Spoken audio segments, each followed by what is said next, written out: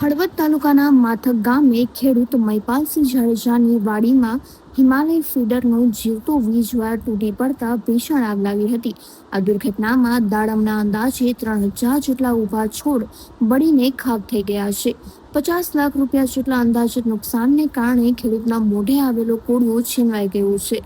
ખેડૂતે પોતાની વ્યથા ઠાલવતા વળતરની માંગ કરી છે. હાલ આ મામલે તપાસ હાથ ધરવામાં આવી છે.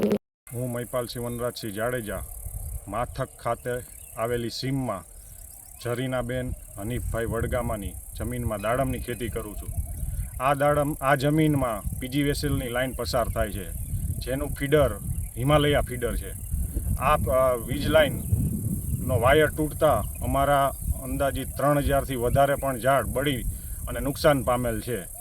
આ નુકસાનથી અંદાજિત અમને 50 લાખથી પણ વધારે નુકસાન ગયેલું છે.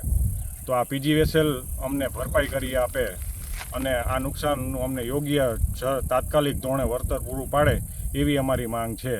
તેમજ પીજીવીસીએલને એક જ અરજ છે કે સમયસર ફીડરના અને લાઇનના તારના સમારકામ કરે, જેથી ભવિષ્યમાં અમને આવી નુકસાનીઓથી વારંવાર સહન ના કરવું પડે અને આ નુકસાની ના જાય એવા પગલાં લે ભવિષ્યમાં, એવી અમારી અરજ છે.